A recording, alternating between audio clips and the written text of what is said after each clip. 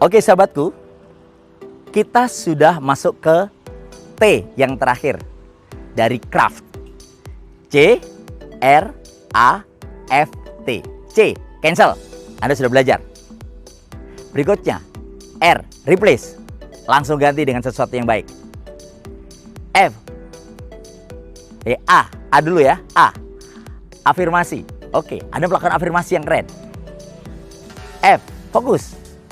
Anda bisa fokus pada hal-hal positif yang Anda inginkan, perbuatan-perbuatan hebat yang seharusnya Anda kerjakan.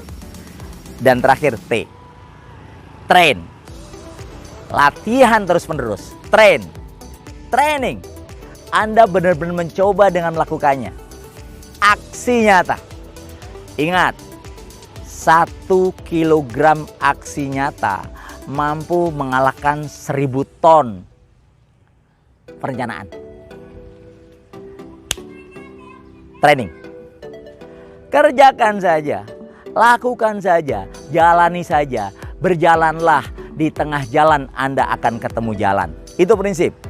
Kalau Anda tidak menemukan jalan, buatlah jalan, maka orang-orang akan mengikuti jalanmu. Jadi sahabatku, training penting. Joe Frazier, seorang petinju yang mengalahkan Muhammad Ali legendaris. Ketika dia ditanya, apa yang menyebabkan Anda bisa mengalahkan seorang Muhammad Ali? Jawabannya sederhana. Saya tidak mungkin berpikir bergoyang ke kanan atau ke kiri. Saya tidak mungkin berpikir bagaimana mengelak pada saat yang sedemikian tonjokan yang sedemikian kencang. Yang bisa menyelamatkan saya adalah refleks. Refleks itulah yang menjadikan saya bisa menghindar pukulan-pukulan hebat. Dan refleks itu terjadi karena latihan yang saya lakukan terus-menerus. Latihan yang dilakukan secara terus-menerus. Itulah yang menjadikan Anda luar biasa. Train, berlatihlah. Seorang pembicara yang hebat tidak dilahirkan dengan membaca buku-buku yang hebat. Tapi karena dia melakukan aksi berbicara, berpendapat, beride.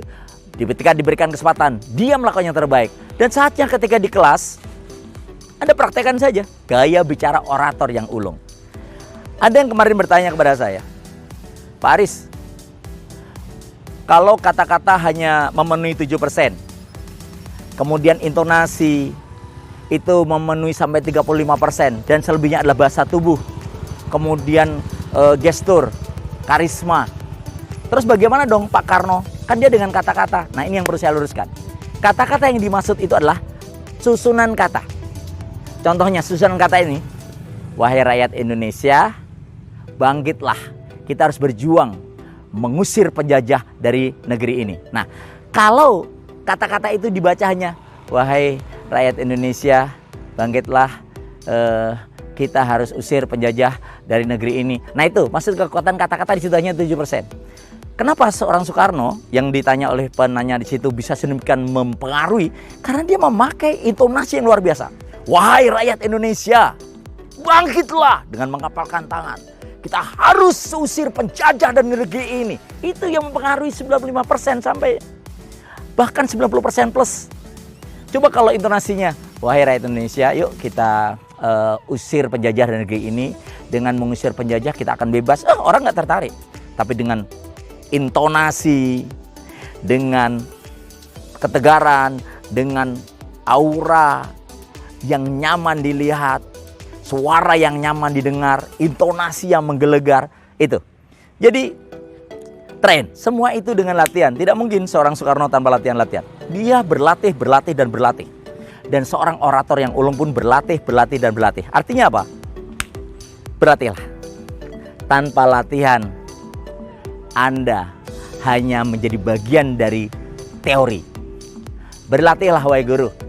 Seorang pembicara yang hebat terlahir dari latihan-latihan hebat yang diberikan oleh dia berupa momentum-momentum yang selama ini dia tolak. Sukses. Saya simpulkan, kalau Anda mempraktikkan CRAFT ini, maka Anda akan menjadi manusia hebat yang diterima oleh murid Anda, bersemangat memotivasi mereka, benar-benar mengajar gaya motivator.